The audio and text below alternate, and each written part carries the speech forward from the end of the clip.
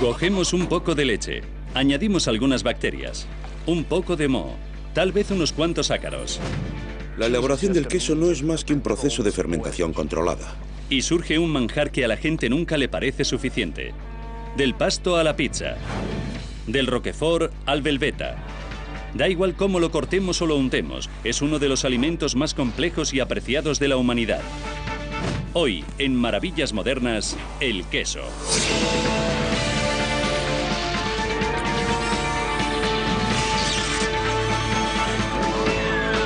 Maravillas Modernas, el queso. Los camiones comienzan a llegar antes del amanecer con sus brillantes cisternas de acero, cada una de ellas transportando 22.700 litros. Ruedan hasta las plataformas de carga, lo que podría parecer algo así como una refinería, pero aquí la mercancía no es petróleo ni gas natural, es leche. Esta es la central lechera de Alto, en Waupun, Wisconsin. Un día típico. En la fábrica han entrado aproximadamente 1.750.000 litros de leche, unas 70 cisternas. Cada día la central lechera de Alto procesa este 1.750.000 litros de leche y los convierte en 180.000 kilos diarios de queso. El 90% de la leche producida en Wisconsin se destina a la producción de queso. Y el 10% del queso que se produce en Wisconsin se fabrica en esta central lechera de Alto, la más grande al este del Mississippi. Tanto en enormes fábricas como en pequeñas granjas, la elaboración del queso es un arte, una ciencia y un oficio. Es también una relación entre tierra, animal y técnica. El ser humano es solo uno de los 4, 5 o 6 factores que son esenciales para la ciencia y el arte de fabricar queso. En la central lechera de Alto, al igual que en cualquier fábrica de queso del mundo, el resultado final, el buen queso, comienza con un suministro constante de leche pura. Lo primero que hacemos cuando aparca el camión cisterna es enviar al responsable de recepciones. Extrae una muestra de leche y comprueba la presencia de antibióticos. Una vez que el laboratorio da el visto bueno, ya pueden enchufar la manguera y descargar a la cisterna. La fábrica bombea la leche a unos enormes hilos de almacenamiento. Cuando comienza a elaborarse un lote de queso, la leche se lleva al pasteurizador, donde se calienta de forma casi inmediata hasta una temperatura de aproximadamente 70 grados centígrados. Así acabamos con todas las bacterias. Después pasa al tanque de fabricación de queso. Irónicamente, el siguiente paso, el más crucial a la hora de elaborar un queso, ya sea un queso fresco y cremoso o un parmesano curado, es añadir bacterias, las llamadas bacterias buenas, el cultivo necesario para comenzar el proceso de fermentación. Tenemos que volver a introducir las bacterias buenas, el protocolo necesario para iniciar el proceso de fermentación. Y lo que hace este cultivo es conseguir que las bacterias comiencen a descomponer la lactosa y los azúcares de la leche. Mientras las bacterias, ayudadas por el calor moderado y el movimiento, consumen los azúcares y los fermentan hasta convertirlos en ácido láctico, el equilibrio del pH de la leche disminuye. Este proceso es el que acabará dando al queso su sabor ácido. La caída del pH también prepara las proteínas de la leche para su coagulación. Este lote de leche en concreto está destinado a convertirse en cheddar, así que antes de que la leche coagule, los fabricantes añaden un tinte vegetal, el llamado annato, para darle al cheddar su característico color naranja. El proceso de coagulación es posible gracias a una enzima milagrosa conocida como cuajo. Aunque los fabricantes de queso de hoy en día suelen utilizar cuajo sintetizado de fuentes vegetales, originalmente se extraía de las paredes estomacales de animales rumiantes como la vaca o la oveja. En tan solo 30 minutos, una simple llovizna de cuajo convierte la leche que contiene este enorme tanque en una masa de consistencia similar al yogur.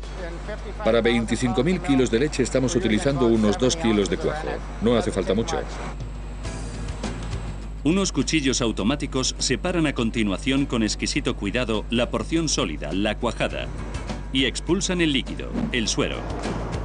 Este es otro proceso universal en la elaboración de queso, tanto en grandes centrales como en pequeñas granjas. El tamaño de las cuajadas determinará la textura y el contenido de humedad del queso.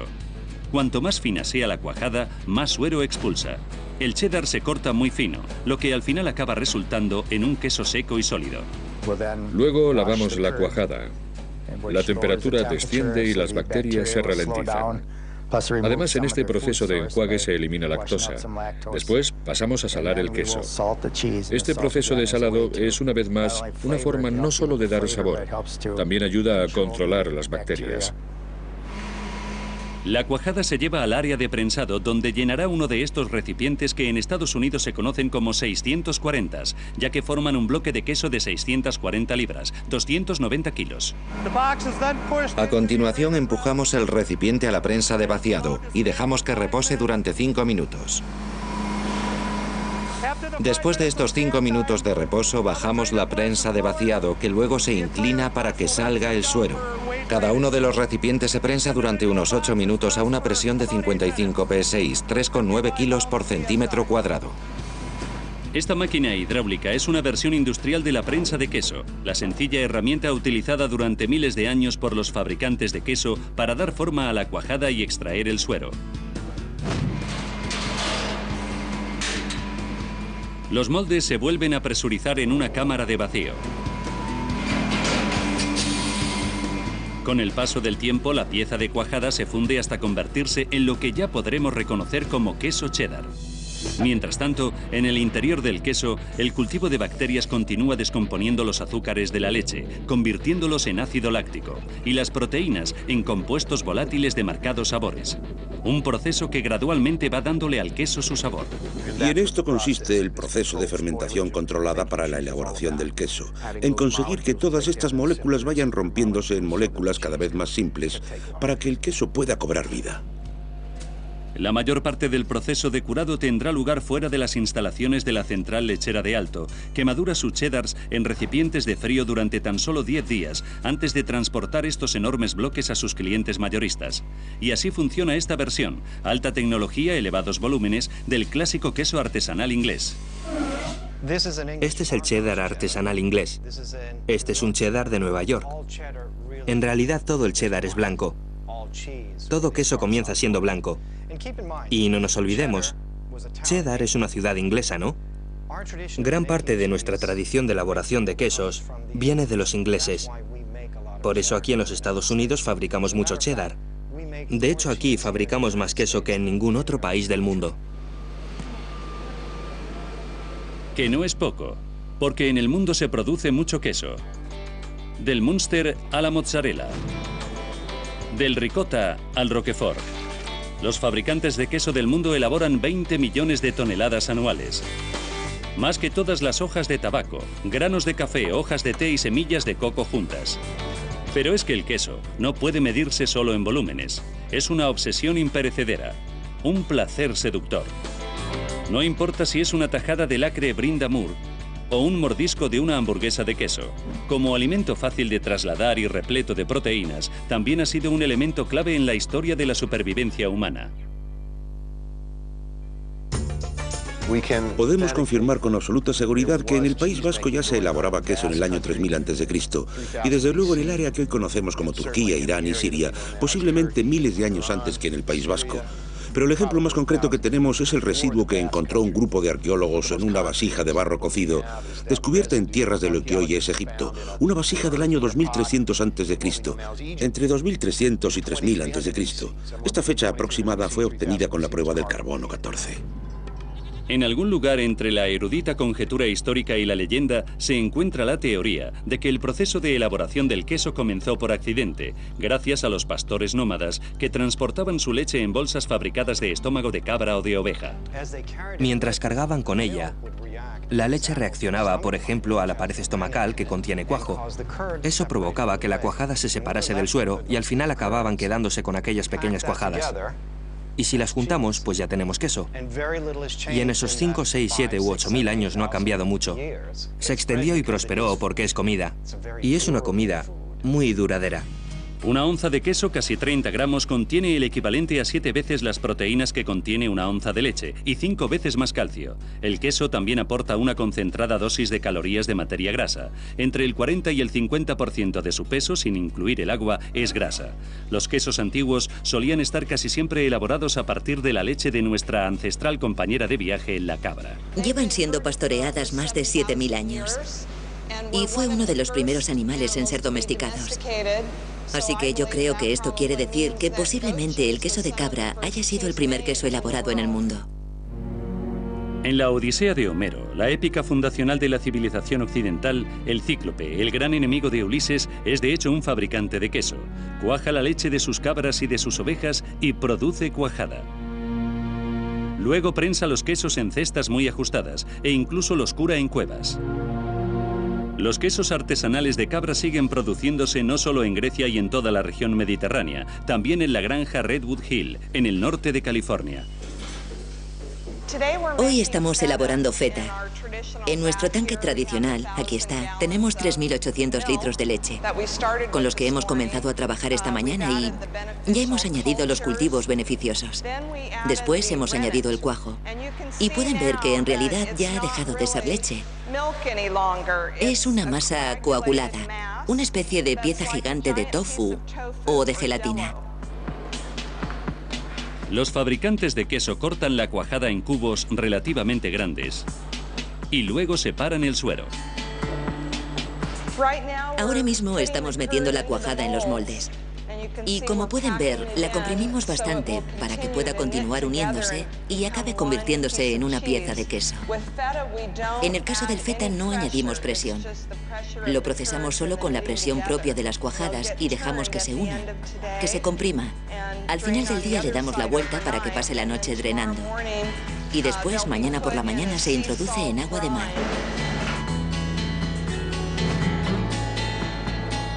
El valor del queso como alimento de supervivencia duradero y de poco peso fue a más cuando las culturas mediterráneas, especialmente el Imperio Romano, perfeccionaron el arte de fabricar grandes ruedas de un queso duro y salado que podía durar indefinidamente.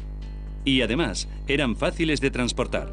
Había que alimentar a un montón de centuriones y de soldados romanos, y el queso era parte fundamental de su dieta. Así que los romanos, fueran donde fueran, se llevaban rebaños de vacas o de cabras o de ovejas, o robaban las que encontraban al llegar a su destino, las ordeñaban y fabricaban queso. El queso romano más preponderante ha sido siempre, y sigue siendo, un queso de oveja seco, aceitoso y muy duro, que llamamos romano pecorino, y es un queso elaborado con leche de oveja de la zona de Roma. Otros grandes quesos duros italianos, como el Grana Padano o el Parmesano Reggiano, llevan elaborándose sin descanso durante 1000 años, y posiblemente más. Pero los romanos no fueron los únicos que fabricaban enormes ruedas de quesos duros curados. Ya en el siglo XI, los rebaños de vacas pasaban los veranos en los altos prados de los Alpes suizos, rumiando sus dulces hierbas de montaña y produciendo finalmente unos grandes bloques de quesos duros, como el gruyère, vitales para sobrevivir al largo y duro invierno.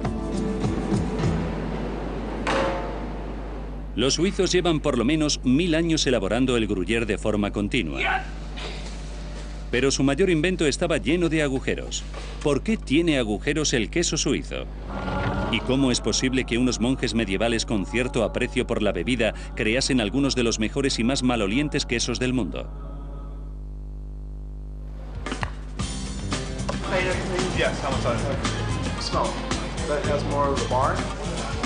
Les invitamos a una tienda de quesos de primerísima clase y también un registro histórico vivo. Una olorosa biblioteca con los grandes quesos del mundo reunidos en toda su gloriosa excentricidad. No importa si es en la agradable Beverly Hills Cheese Store. Lo conseguimos. Un aplauso para el Burgundy. O en el bullicioso mercado de Fairway, a 5000 kilómetros de distancia en Nueva York. Le estoy preguntando si este San André está en su punto. Si no está en su punto, no lo saco al escaparate. ¿Seguro? Los comerciantes de quesos Steve Jenkins y Norbert Wabnig llevan más de 30 años introduciendo a los estadounidenses en los quesos tradicionales europeos. ¿Qué más le apetece hoy? ¿Qué hace con ese aburrido trozo de brie? El nivel de calidad de una tienda de quesos se puede evaluar casi desde el momento en el que atravesamos su puerta. Si no tiene un olor muy acre, es que no estamos en el sitio adecuado. El queso se vuelve maloliente gracias al trabajo de las bacterias y el moho, que descomponen las grasas y las proteínas, convirtiéndolas en compuestos volátiles. Son estos compuestos los que producen olores tan potentes. Los quesos más hediondos fueron creados por los monjes medievales trapenses y benedictinos, que aportaron un enorme grado de creatividad al último paso de la fabricación del queso, la maduración. Estos quesos huelen mal porque son quesos de corteza bañada. Los monjes, que habitualmente elaboraban quesos de leche de vaca, se dieron cuenta de que al frotar la superficie del queso con agua, con salmuera, con vino, con cerveza, con brandy o con zumo de uvas, alimentaban a las bacterias que estaban en la superficie de ese queso. Bacterias que se formaban de forma natural a partir del aire y de la leche de su interior. Los monjes actuaron como puente entre el mundo antiguo y el mundo medieval y mantuvieron vivo el proceso de fabricación del queso. Pero no solo eso, realmente lo convirtieron en un arte. Este es un queso tradicional trapense elaborado literalmente por monjes trapenses. Se llama Mont de Cats y es lo más cercano a la receta original que podemos encontrar. Y posiblemente los monjes acompañan este queso con carnes secas, un montón de cerveza y un par de oraciones.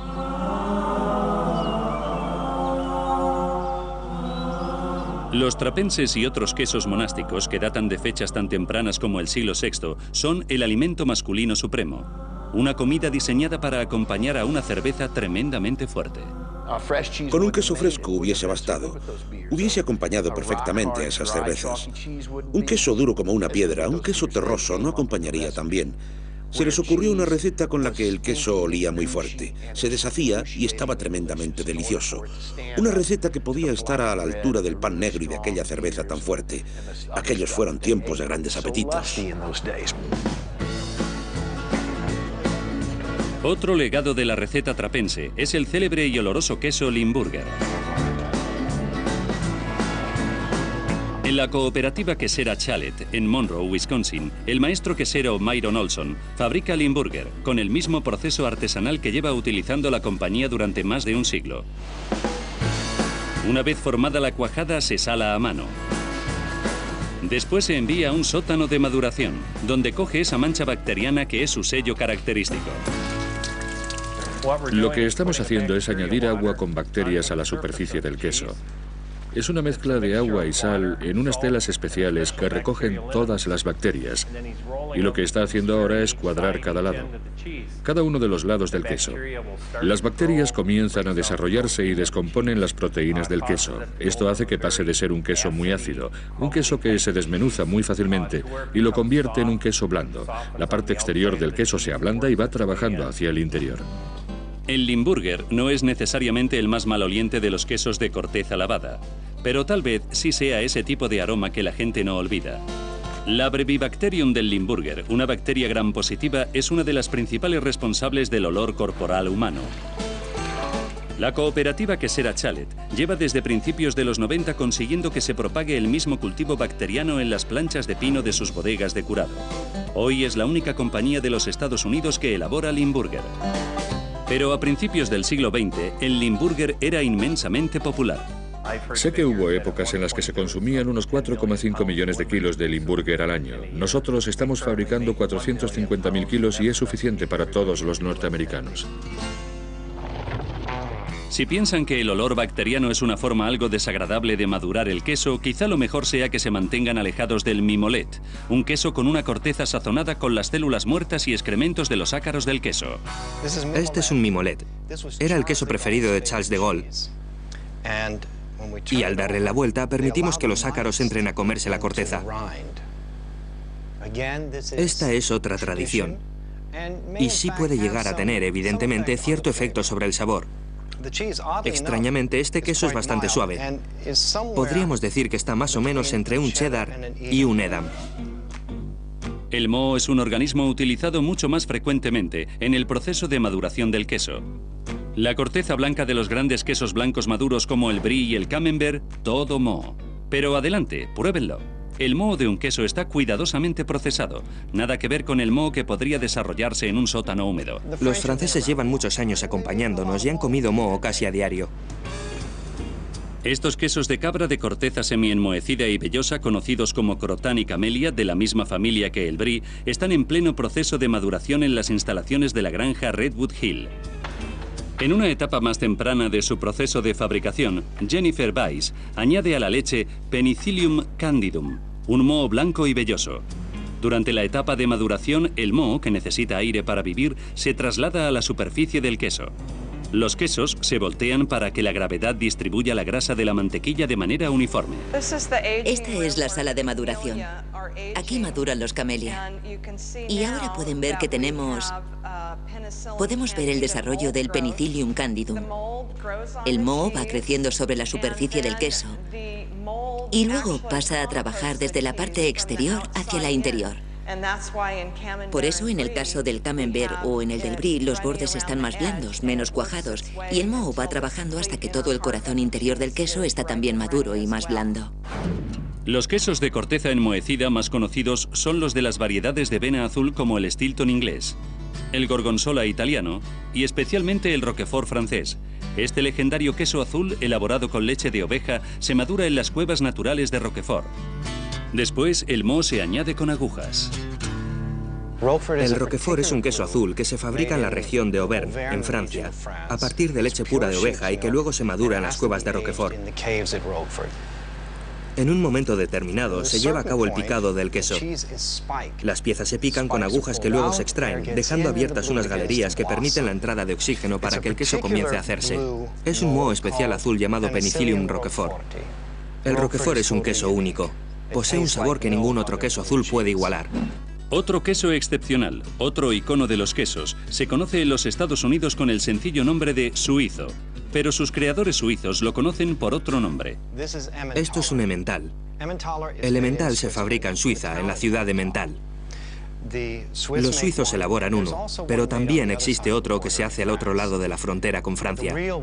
Pero este es el verdadero. Cuando sale de fábrica, la pieza pesa unos 90 kilos. Se lo están preguntando, ¿no?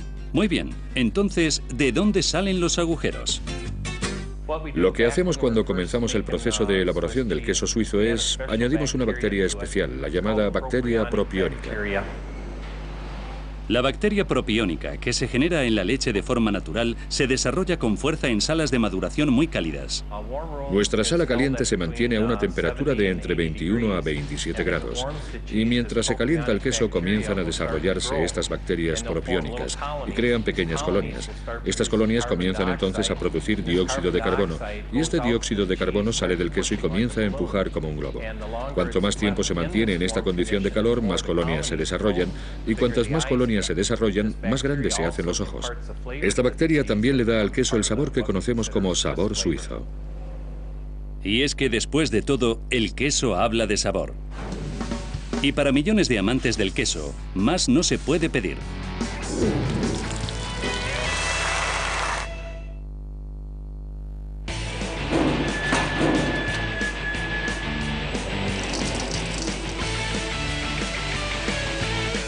Bienvenidos al mundo del queso procesado. El queso procesado puede ser muchas cosas, desde uniformes piezas cuadradas a salsas cremosas.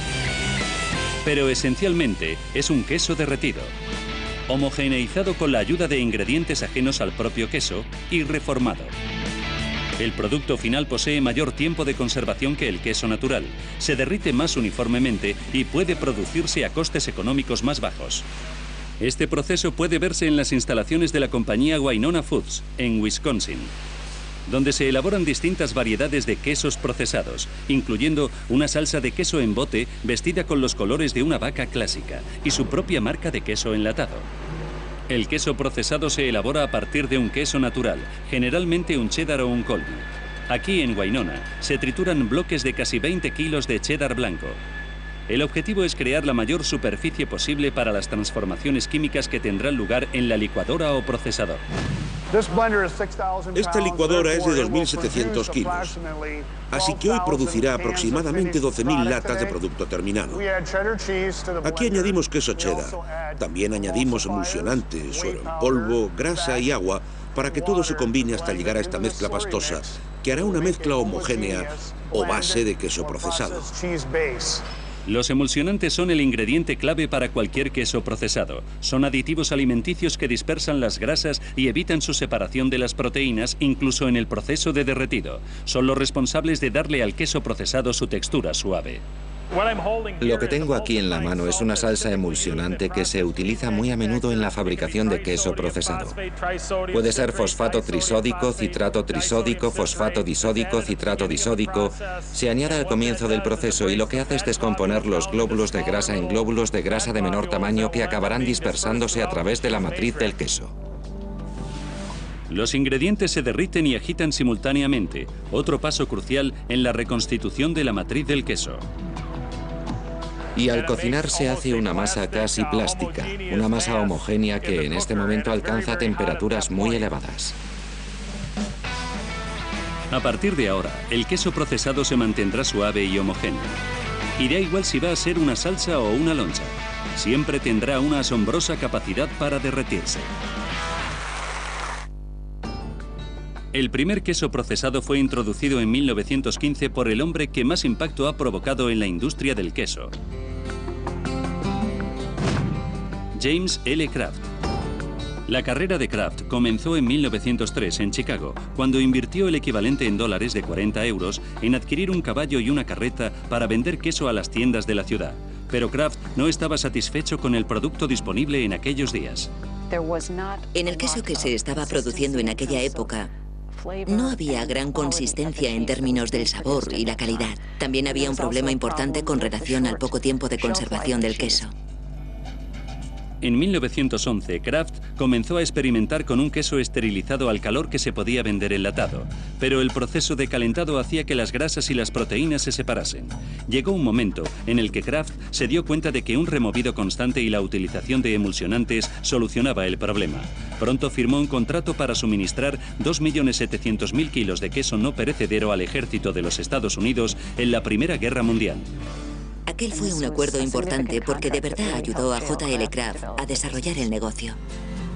El negocio se convirtió rápidamente en un imperio. En 1923, J.L. Kraft ya dirigía la mayor compañía fabricante de queso del mundo.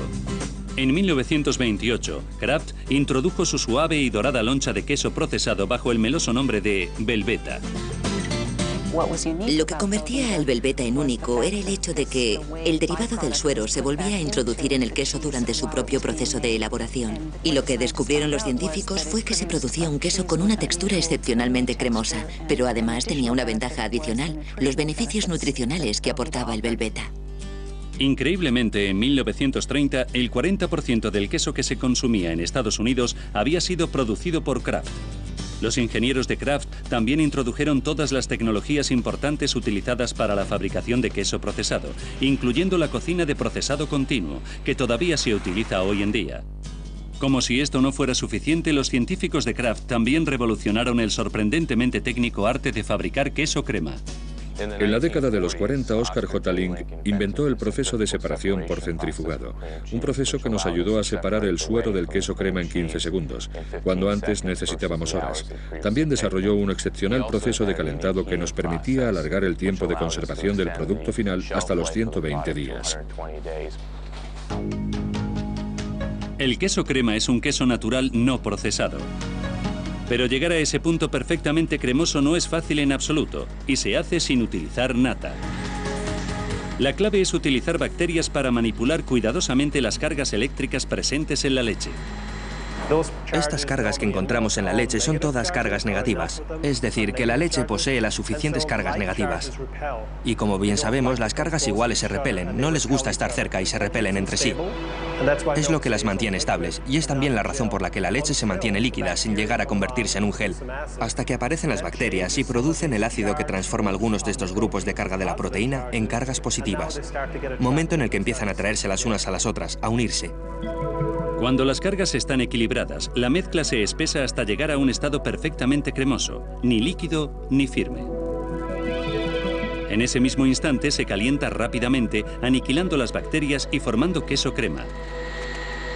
En 1940, Norman Kraft, el hermano pequeño de James, diseñó el excepcional sistema de enrollado en frío para fabricar un producto con el que llevaba años soñando, el queso en lonchas. El queso procesado calentado fluía hasta un gran cilindro refrigerado, lo que llamaban el rollo frío.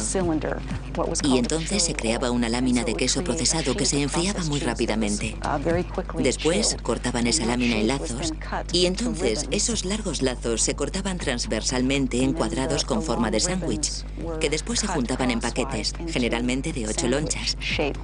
Y así se envolvían y se empaquetaban. Y suena muy sencillo, pero la verdad es que en aquella época fue un proceso tremendamente innovador. Este decisivo diseño sigue siendo el método utilizado hoy día para elaborar lonchas de queso procesado. Cuando el producto fue finalmente presentado en 1950, se convirtió en una sensación y poco después en un alimento básico.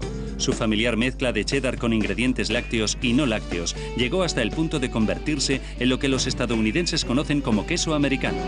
Hoy, las lonchas individuales de queso siguen siendo una considerable tajada del negocio de Kraft. Kraft produce anualmente unos 7.200 millones de lonchas de queso americano. Y según mis cálculos aproximados, si uniésemos todas estas lonchas en una sola loncha, podríamos decir que daría la vuelta al mundo unas 14 veces. Kraft's Cheese Whiz for dozens of cheese dishes and snacks fast. It's a brand new idea in food, entirely different from anything you've ever had before. En 1952, Kraft introdujo el queso Whiz, un queso de untar húmedo y al que se añadían estabilizantes. This tantalizing pasteurized processed cheese spread is grand in any sandwich.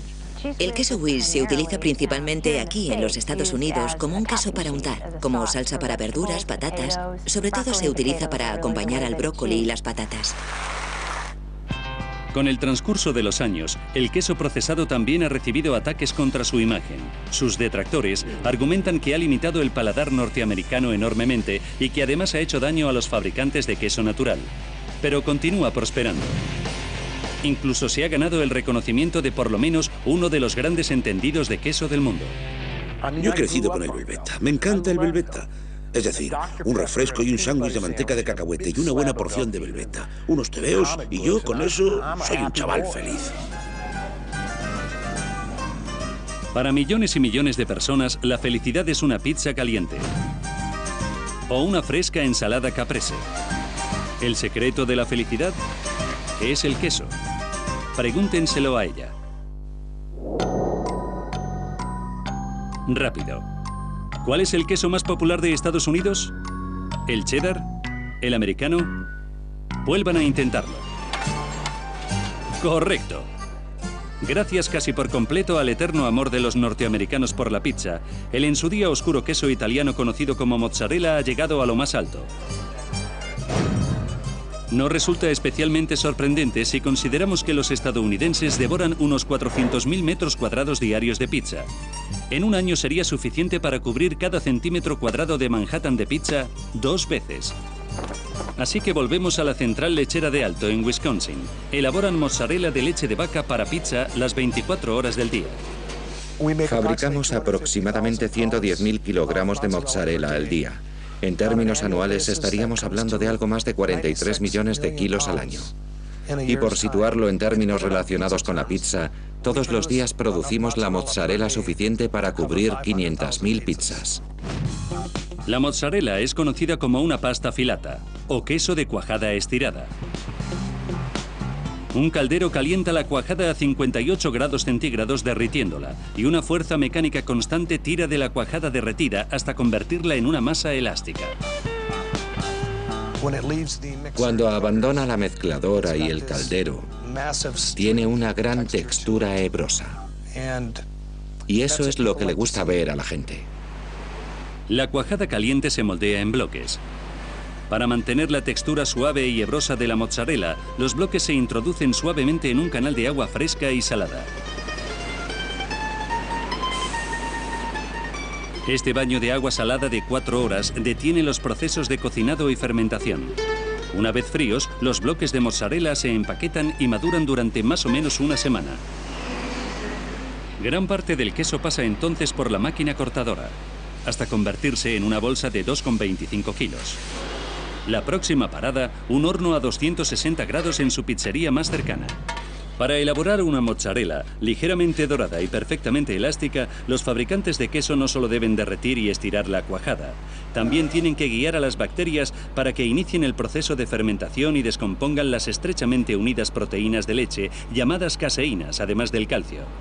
El calcio es el pegamento que mantiene unida la estructura de caseína del queso. Si no eliminamos parte de este pegamento con ácido durante el proceso de elaboración, durante la fermentación, las proteínas se mantienen firmemente unidas, ni se pueden estirar ni fluyen. Y si lo eliminamos todo, simplemente se deshace.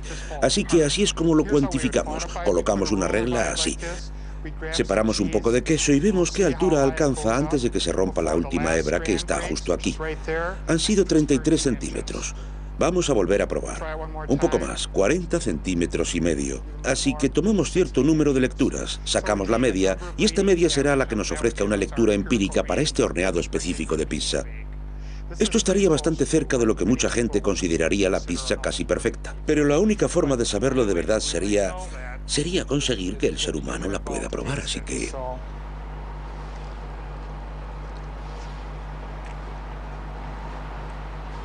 ¿Está buena? La pizza está lista. ¡A por ella! Pese a la clamorosa popularidad de la pizza, la esencia de este extraordinario queso permanece fresca en la mozzarella di búfala. Saluden al búfalo de agua asiático. Este manso gigante, y no la vaca, es la fuente original de la mozzarella fresca auténtica.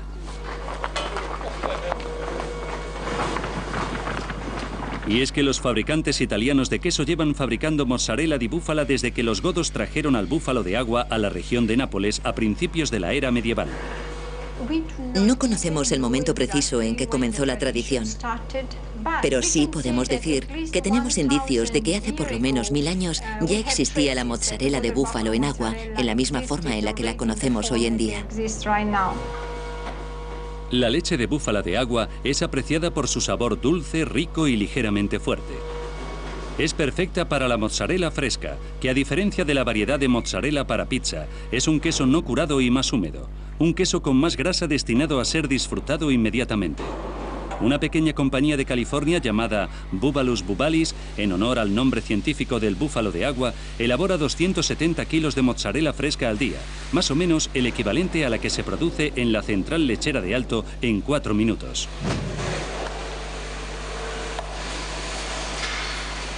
Una vez que la cuajada entra en el caldero, los instintos y el cálculo de tiempos del maestro quesero lo son todo. Le añade agua caliente a unos 95 grados centígrados para que la cuajada vuelva a hacerse suave y elástica otra vez. Luego añade sal y la estira hasta el punto en el que siente que está perfecta para convertirla ya en una bola. Los brazos automatizados del caldero están modelados a partir de unas manos humanas, las herramientas tradicionales para estirar y romper la mozzarella fresca. Y este es el momento preciso en el que se corta la mozzarella. Y es también la razón por la que a la mozzarella se le llama mozzarella, porque mozzare significa cortar. Porque en italiano mozzare significa cortar. Así que esta es la razón por la que se llama así. Tanto los métodos manuales como los automáticos terminan del mismo modo. Lo dejan caer en agua helada. Lo que hace básicamente el agua helada es un shock, porque la cuajada, cuando sale de la masa del queso, todavía está bastante caliente. Y entonces desarrolla una piel en su exterior, una piel que es típica de la mozzarella di búfala. Hoy ha quedado muy buena esta piel exterior.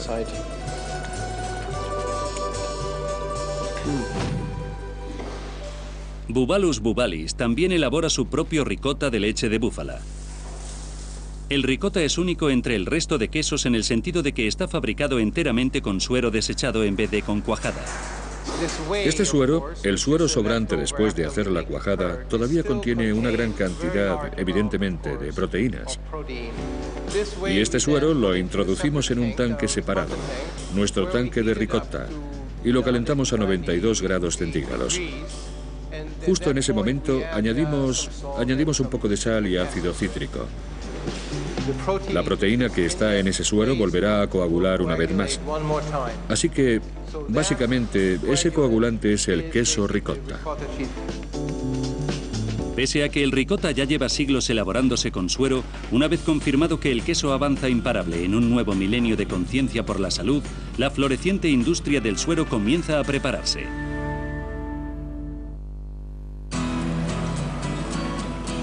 Durante siglos, el suero ha sido generalmente tratado como un producto para desechar una vez separado de la preciada cuajada.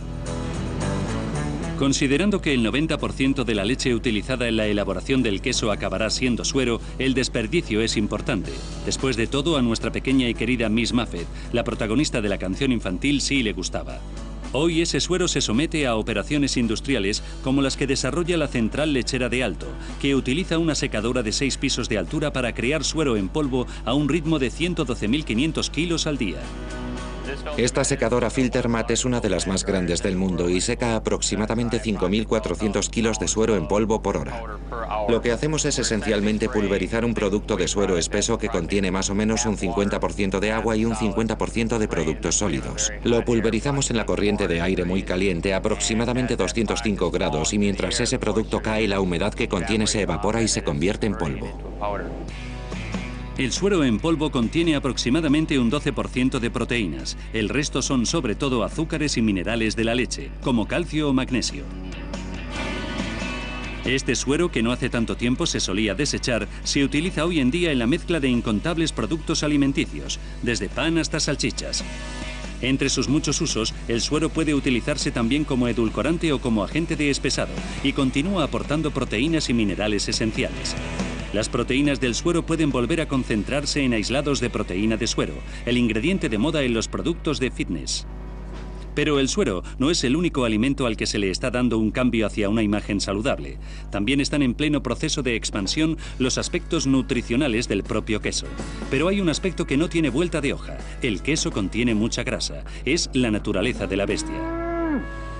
Sin embargo, los científicos del Centro para la Investigación de Productos Lácteos de Wisconsin están trabajando con los fabricantes de productos lácteos para introducir más valores nutricionales en estas grasas, elevando los niveles de omega 3, la grasa sana.